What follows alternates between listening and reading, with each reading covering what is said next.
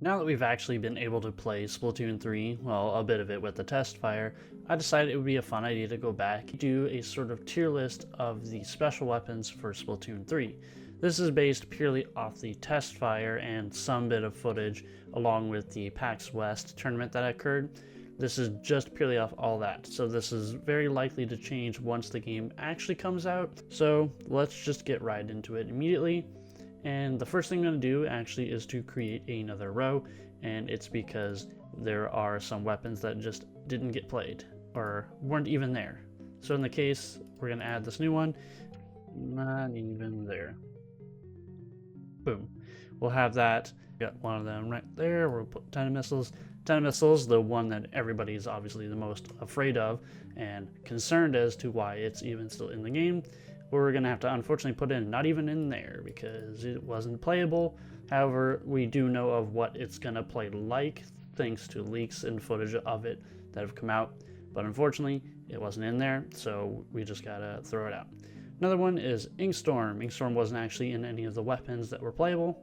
And the very first thing I'm going to do is I'm going to take Tacticooler and we're going to put it all the way up there. This is something that a lot of people have been talking about, and there's been a lot more talk since the PAX West tournament.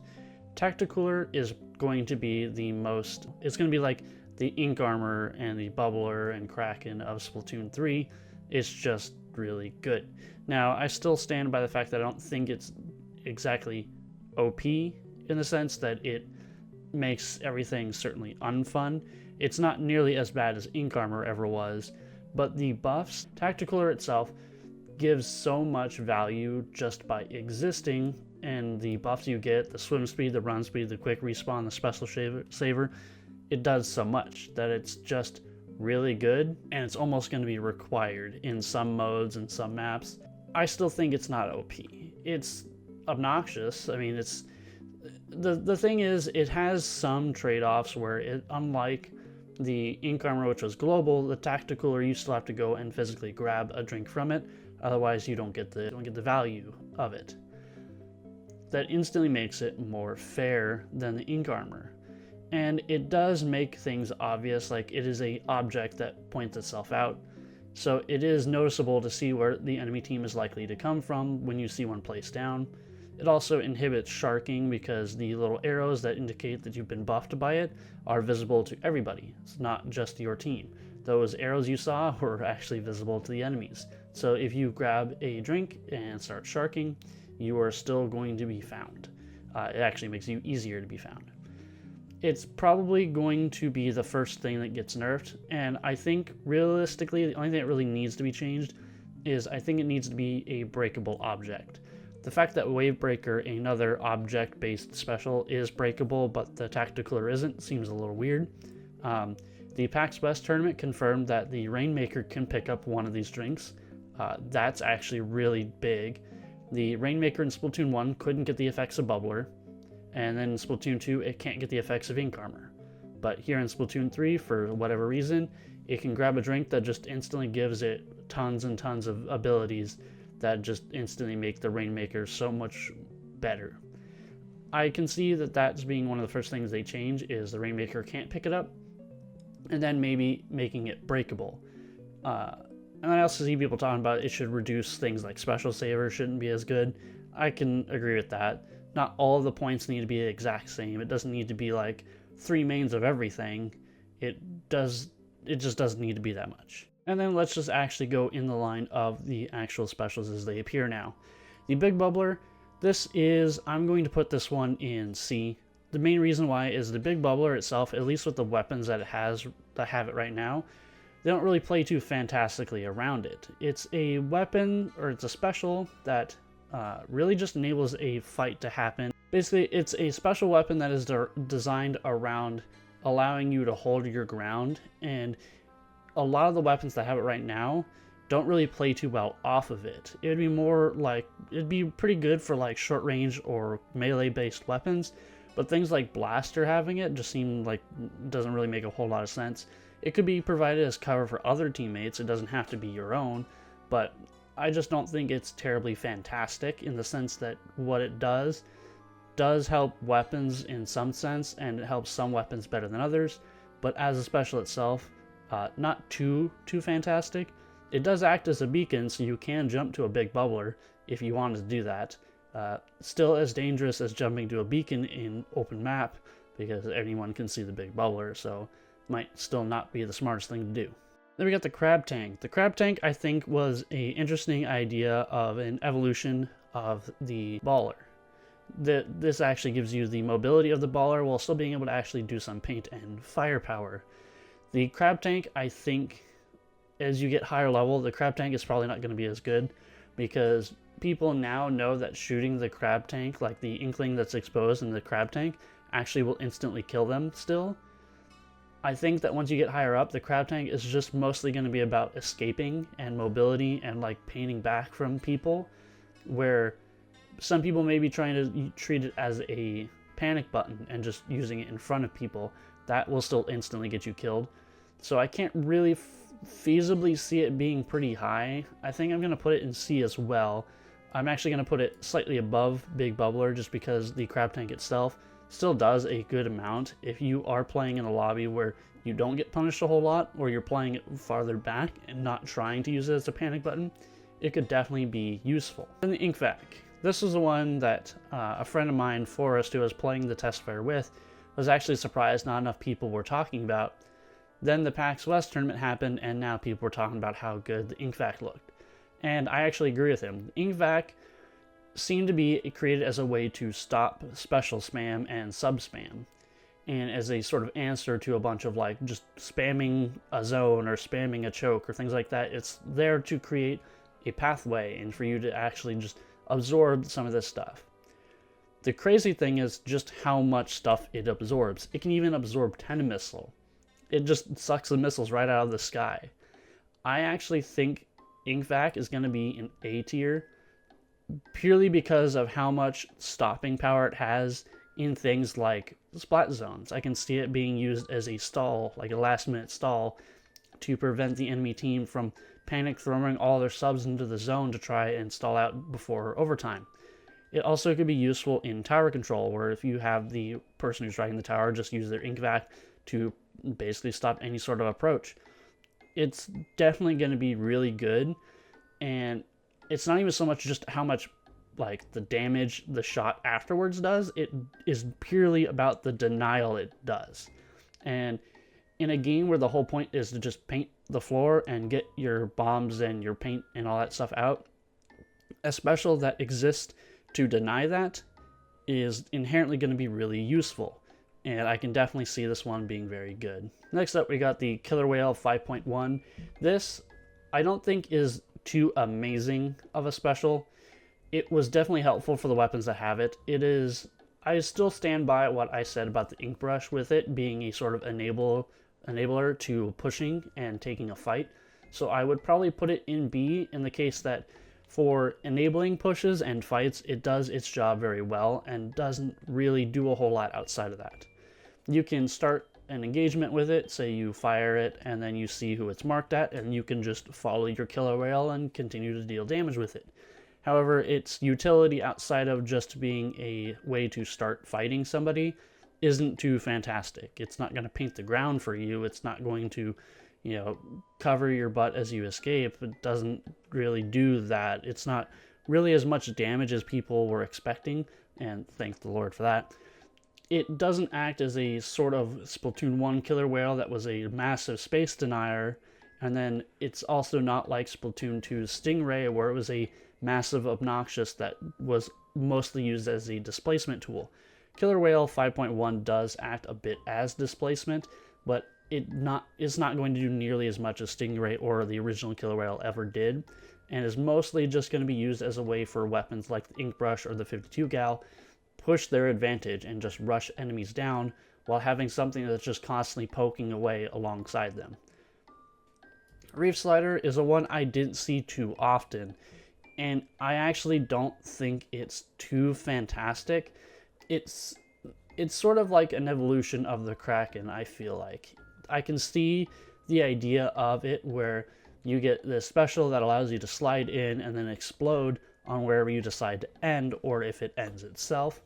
However, it's just not really that amazing. You can catch people off guard and get kills a bunch, sure, but the problem is if you do it into the enemies that you don't kill. If people aren't killed by the Reef Slider, you are stuck in an animation after that explosion where you were completely and utterly open to damage. And that is a key point that'll make it not great, is just how easy you can be followed up on. That being said, I still don't think it's the worst type of special. I would still put it in C. I'm going to keep it below Big Bubbler because the Big Bubbler still provides utility to the weapon, even if it's like in the middle of the fight or not. The Big Bubbler is still useful as an overall utility. Where Reef Slider, I can definitely see being more of a, like, you would just push it with, like, you know, if you're pushing the Rainmaker, you Reef Slide in, get some paint going, get some pressure going, and make people move away. But all of the people I saw use Reef Slider in the Testfire immediately died after using it, because people were just sliding around across the map into the enemies, not killing anybody, and then just getting killed instead for it. So I don't think it's going to be too fantastic, and especially in higher games where if you miss, you know, like X rank, if you miss your Reef Slider and don't kill somebody, you will 100% die. And then we got the triple Ink Strike. Now this, I didn't see a whole lot either, but I actually really like this. Its design is what I was kind of hoping Ink Strike in Splatoon 1 would have eventually become, a much faster version. It is a much faster Ink Strike, essentially. The only downside is your mobility is non-existent with it, so that kind of holds it back. But it really means that if you need to use it, you have to already be in a position where you can get the value out of it. So if you're trying to like throw them from spawn, your actual value from it is very limited. This requires you to actually be in a good position to actually get value out of it, which is good design. And then the overall paint and pressure it provides, being much faster than the original Ink Strike, makes it pretty good. I think I'd put it in B. It's going to be at the bottom of B because it just doesn't do as much as Killer Whale overall. But I definitely think the amount of paint it does and the amount of pressure it provides being significantly faster makes it better than the things that are in C rank. And even if it doesn't even have to kill to be better than them. It's just the speed and the overall usefulness of the special, I think, is what makes it better than the other ones. Then we got the Trizuka, the very interesting update to the Inkzuka. I still think it's good. I think a lot of people don't realize that Inkzuka in Splatoon 1 was like probably one of the best specials in the game. Up there with Echolocator at its peak, Inkzuka was really good. And a lot of the casual players I see don't think that. I've seen somebody try to argue with me once about how Inkzuka was like a bottom tier special in Splatoon 1. But it's definitely a really good special still. The 3 shots you get out of it are very useful, and the arcing shots make it require actual aim as opposed to Splatoon 1 where Inkzuka could just get blind kills all the time. The Trizuka, I think, is a good adaptation and evolution of the Inkzuka itself. However, it's still one of those things where you really have to be good with it to actually get the value out of it. It's another special where I can see its value being really dependent on the skill of the player themselves. And because of that, I'm actually going to put it in B, but I'm going to put it real high in B. Because its value is pretty high, its potential is pretty high, it does a lot of damage, it paints a fair amount, and you get 3 shots out of it. People who are really good at aiming can get a lot of value out of this, and I saw a lot of people do really good stuff with it in the Testfire. So I definitely can see it doing pretty well in the final game. Wavebreaker, I think this is an interesting one because almost nobody used it right. The Wavebreaker is essentially a stationary little scanner where the little waves obviously will mark people if they go in contact with them. However, nobody in the Testfire seemed to use this efficiently or effectively or well at all. People would throw this thing in the middle of the map, and because it's a breakable object, it just gets destroyed immediately. I think it being breakable is totally fair and fine. I think that's actually smart. I think the Wavebreaker is actually going to be a good special in the cases where people don't do stupid things like that. When people start to actually think about the map geometry and really start to find the spots where the wave breaker can be hidden and obstructed, but still get some key coverage of like good flanks and things like that, the wave breaker is actually going to be pretty good. That being said, I still can't really put it terribly high because when played ineffectively, it does essentially nothing. I'd have to put it probably at the bottom of B, just because, again, if it's at its best, it could do very well. It could keep flanks, like it could keep track of flanks. It can stop flanks or deter them slightly. But at its worst, it's just another object on the map for people to shoot at. It'll probably be pretty high rank where people will actually start to utilize it correctly. And until then, people are just going to be throwing it in the middle of the map, and it's going to get no value. Then we got the Zipcaster. Zipcaster, I've made my thoughts on clear in various videos, and after playing the Testfire, I can certainly say, yeah, it's going to be a very middle-of-the-road special, only held back by the potential of the player, good and bad. The special has potential to do a lot of things on certain maps and against certain comps, and on certain weapons, but it's really dependent on the player and their map knowledge and game sense to actually get any real value out of the Zipcaster. So realistically, I think with the weapons that have it now at launch, the Octobrush is the best Zipcaster, but it is not the best weapon for that type of special. If something like an actual real shooter came with it, that would immediately outclass the Octobrush as a Zipcaster weapon. But as it stands right now, the Octobrush as a Zipcaster weapon is pretty good and does its job pretty well. And then, of course, it's always dependent on the maps. Some maps have really good angles for the Zipcaster for you to get really good flanks in, but its overall utility is still locked down to what the players themselves do. So I would actually probably put this at the top of C rank, just because its potential, and I mentioned before, its potential to do well is as equal as its potential to feed. There is just as many people feeding with the Zipcaster as people that are actually getting real value out of it, and I realistically don't see that changing, especially if the weapons that have it now are the weapons that continue to have it, and we don't get anything like a splatter shot or a gal or something like that that has it, something that will clearly outclass the ones. If a shooter gets it, I think that's going to make or break it. But as it stands, the Zipcaster's value is very dependent on the player, and I think that's what's going to be the main thing that holds it back from being super, super good, is it's going to require a lot of game knowledge, map knowledge, and then it's also just on 3 weapons that not a lot of people play at the high level either. So, Booyah Bomb is alright. I don't think it was really even changed. I think it wasn't even really changed.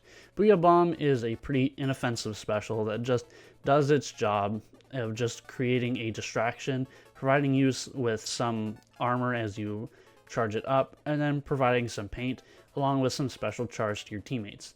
It's not too amazing, it's not too fantastic, it doesn't do a whole lot really, but it is still a good top off to a kit. I think weapons that have Booyah Bomb aren't going to groan at the fact that they have Booyah Bomb, because it still does a fair amount of painting, and it can catch people off guard still, and it still aids your team by providing special charge. So I would probably put Booyah Bomb probably close to the high B, just because it actually does things for your team, and providing that special charge, and then also providing paint and displacement.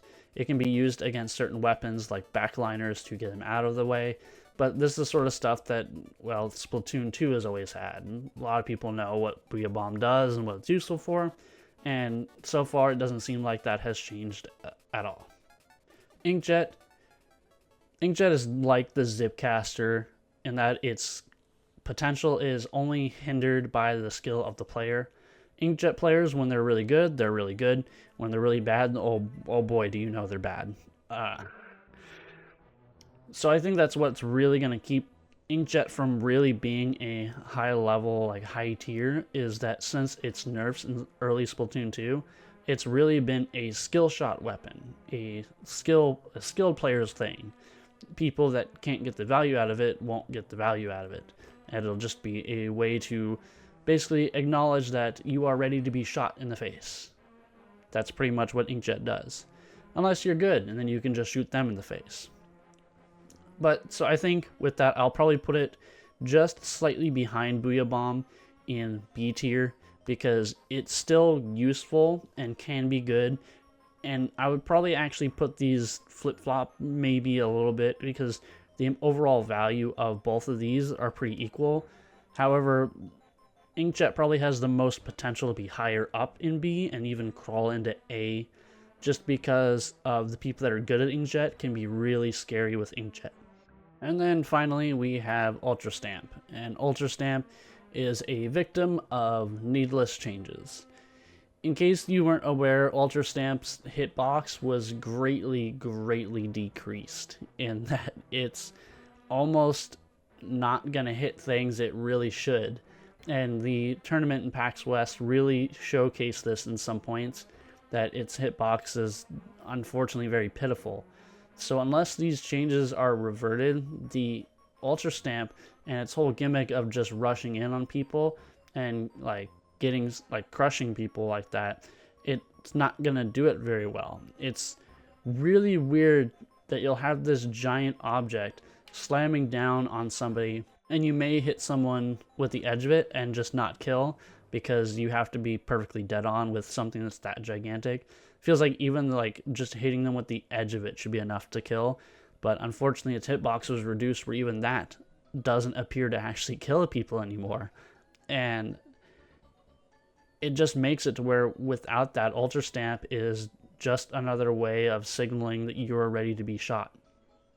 It just doesn't do, it's not great. If it can't have that same hitbox and that same kill potential, then all it really is just a way for you to just quickly get around somewhere while putting some paint down real quick and being a really loud noise. At worst, you are just signaling that you're ready to die. At best, you might kill somebody, but with its reduced hitbox, I can't feasibly put it very high. I really can't. I would probably, even putting it at C right now might be a little too much, but I'm gonna put it at the bottom of C. I just don't see it being very useful the way it is unless its changes are reverted and its hitbox is reverted, because it's just, without being able to get those cheesy slam kills as close range, and even the jump swings hitbox was changed. There are clips where people are swinging the Ultra Stamp in front of somebody, that jump swing, and they don't kill them.